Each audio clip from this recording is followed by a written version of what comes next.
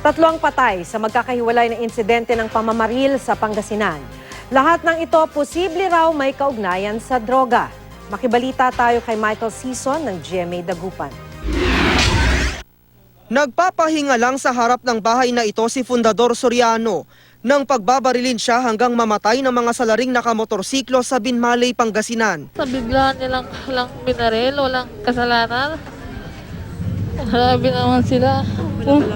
Ang laban-laban ang ginawa nila sa asawa ko. Kabilang sa mga inimbestigahang anggulo sa krimen ang pagkakasangkot umano ng biktima sa droga. Right after pagbagsak ng ulan, saka sila saka nangyari yon. Saka nangyari. Maulan that time eh. Pwedeng planado kung makikita mo nga yung galaw. Pero giit ng pamilya ng biktima, ni minsan hindi ito nasangkot sa droga. Yung ganito lang yung bayan namin, ang liit-liit. Nakikita ng mga tao na nagtitinda ako dyan. Sa bayan naman ng Santa Maria, pinagbabaril din si Iluminada Supnet sa harap ng kanyang bahay sa Barangay San Alejandro. Ine-imbestigahan din kung may kaugnayan sa droga ang krimen dahil nasa drug watch list ang biktima. Base sa investigasyon ng pulisya, nakamotorsiklo rin ang salarin. Ibinababa yung mga yung mga gamit na pinamili siguro, parang gano'n.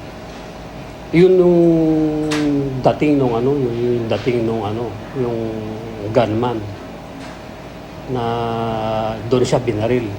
Patay sa tama ng bala sa ulo at dibdib ang biktima. Giit ng pamilya ng biktima, hindi ito sangkot sa droga. Posible raw may kaugnayan ng krimen sa plano ng biktima na sampahan ng kaso ang isang nanloko umano sa kanya kaugnay ng usapin sa lupa. Isang bangkay naman ng lalaki ang nakita sa gilid ng kalsada sa Barangay Karusukan Norte, Asingan, Pangasinan. Nakabalot ng masking tape ang ulo ng biktima at nakatali ang mga kamay sa likod. Nakaitim na t-shirt, camouflage shorts at may tattoo sa kanang braso ang biktima. Nakilala siya ng pulisya sa pangalang Rodel Sindayen. Ayon sa pulisya, posibleng may kaugnayan ng krimen sa pagkakasangkot umano ng biktima sa kaso ng pagpatay. Tumangging magbigay ng pahayag ang pamilya ng biktima. Michael Sison, Nagbabalita, Pilipinas.